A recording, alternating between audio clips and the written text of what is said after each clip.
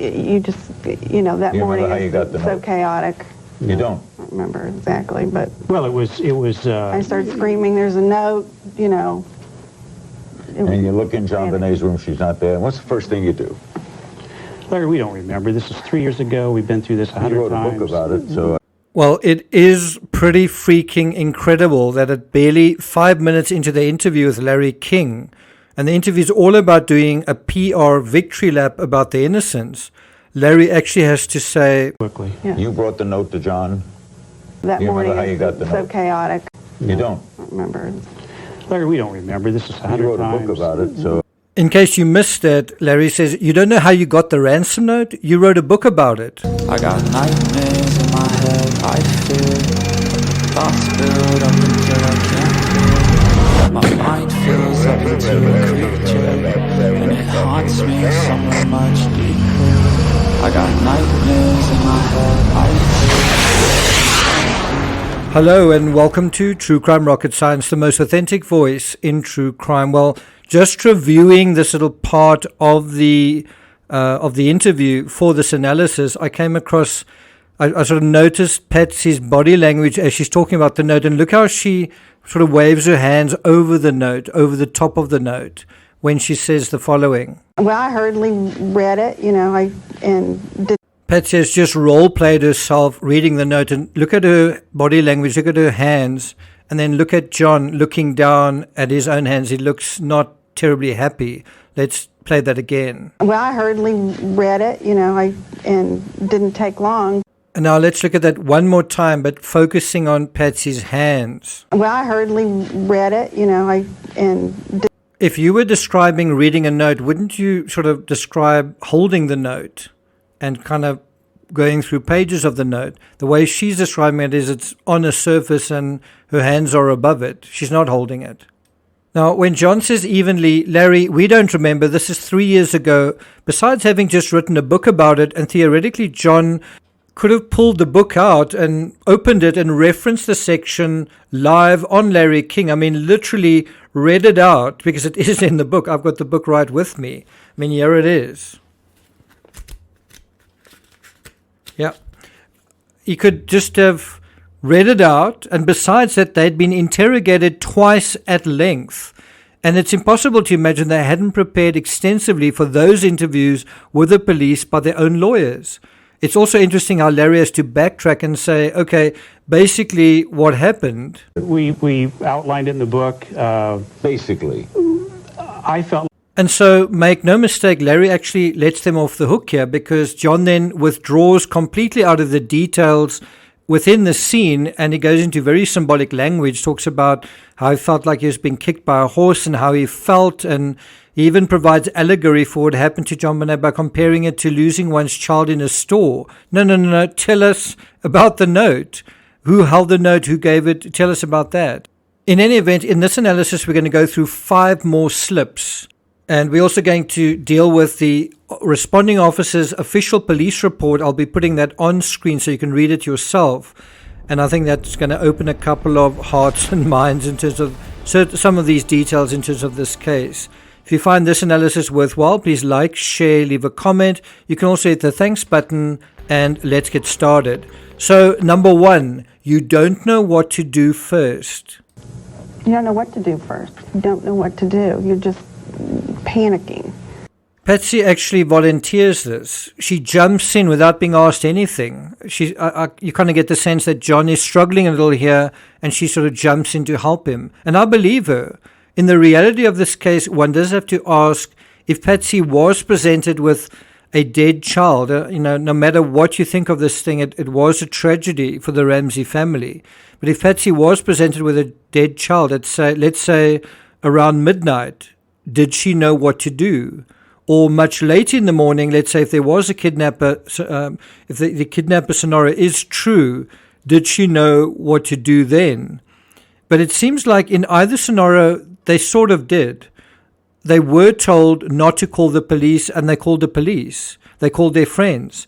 They got the reverend there. They got Burke out of the house to safety. So all of that does seem to suggest they knew what they were doing. The whole notion of a ransom note written by Patsy, and perhaps with input from someone close at hand as well, speaks of having a plan, knowing what to do, knowing how staging and pageantry works, having some kind of blueprint for it, having some kind of insight into it, and also knowing what not to do. Don't touch the ransom note. Don't leave fingerprints. Anyway, whatever the reality that night, I do think it's an interesting thought path to go down. Did those who either committed or covered up this crime panic and then quickly recover and then come up with a plan? Yes or no, or a bit of both. That brings us to number 2, the police narrative.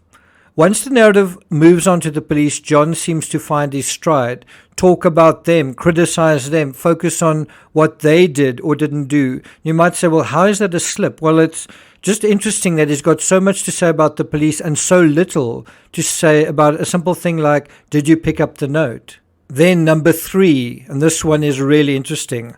I handed him the note. I handed him the note. I said, my daughter's been taken. I want you to watch this again. I handed him the note. I said, my daughter's been taken. But the pertinent point is just this. I handed him the note. Now, from the first responding officer's report, this is Officer French, it's clear that neither of the Ramseys handled the note, right? Neither of them handled the note, nor handed anyone the note, not to one another and not to anyone else. The note, if you can believe it, was picked up off the floor by Officer French. Let's go through his report. I responded to 755 15th Street in the city and county of Boulder, Colorado at approximately 0555 hours on the 26th of December 1996 on a report of a possible kidnapping. Upon arrival, I met with a distraught Patricia Ramsey and her husband John. John advised me that their 6-year-old daughter JONBENET was missing and that their 9-year-old son Burke was asleep upstairs. John directed me through the house and pointed out a 3-page handwritten note, which was laid on the wooden floor just west of the kitchen area. He told me that his wife had found the note on the bottom step of the spiral staircase, which led to the upper levels of the house. And then he notes, I'm uncertain about who moved the note. In Perfect Murder, Perfect Town, the Lifetime movie, this scene is actually dramatized, and you actually see Patsy pointed to the note and Officer French crouching down and picking the note off the floor. I don't know about you, but I would have imagined, in my imagination, I would have imagined Patsy handing it to John, John handing it to the officer at the door, not saying, hey, come and look, there's a note lying here, have a look at it, do you want to pick it up? It's also crazy that just a moment earlier, Patsy and Larry had been sparring about who handed who the note, and suddenly John seems to solve the impasse by casually saying, I handed him the note. I handed him the note. I said, but if John handed him the note, why aren't John's fingerprints on the note? And you might say, well, that's a small detail and exactly what one would expect, but it's not in the officer's report. Why not? Number 4, I said, my daughter's been taken. He said, you don't think she just ran away? my daughter's been taken. He said, gee, you don't think she just ran away? And I said, John is dismissive of the idea that JONBENET, that there could be some other reason for her besides that she was taken. That there could be some other explanation. I mean, think about it. Her dog was at the Barn Hills next door. She could have gone to say goodbye to Jacques. She'd just been given a bicycle for Christmas. And John had cut her ride short the previous afternoon. Did he check on her bicycle?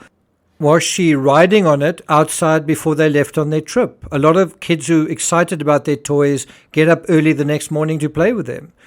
Because as it turned out, Officer French was half right. JONBENET hadn't been taken. She was still in the house. So think about those words. John says, my daughter's been taken. The officer says, you don't think she just ran away? You don't think there's some other reason? Well, he was half right. She was still in the house.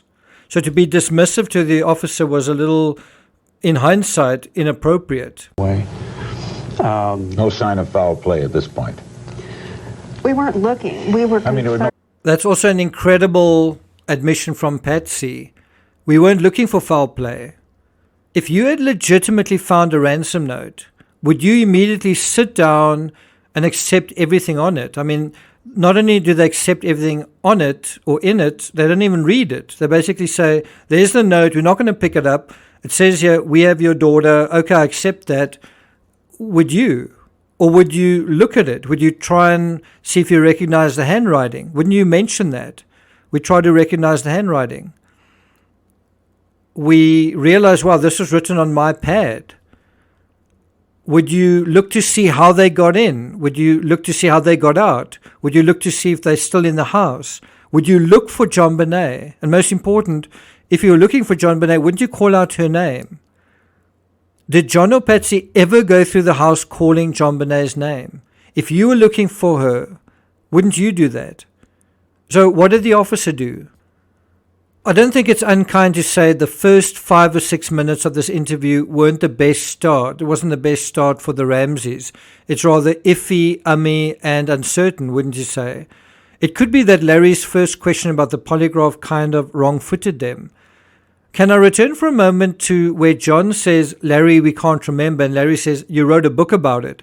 It's so true, but there's a larger point to be made as well. I can say, as someone who's written a few books on the Ramsey case, but also just as an author in general, if you had to ask me just a single question about a case I'd just written about, or a detail of a case I'd just written about, wow, hold on to something and get ready for a verbal tsunami, because I wouldn't be able to stop. The details would just pour out. You'd be hard-pressed to shut me up. And yet here, on specific questions like getting the note, there's hesitation. There's, I don't remember. Why? What about what they do remember? In fact, I did an interview with a radio station that went on for well over an hour. I think it was almost 2 hours, about a book I'd written a couple of years ago. And the host later said it was the longest interview he'd ever conducted for that show. I'll put a link to that in the description. And so that's definitely an aspect to this interview that seems a little slippery, doesn't it? That is rather slippery of you. Thank you for listening, and I'll see you guys next time.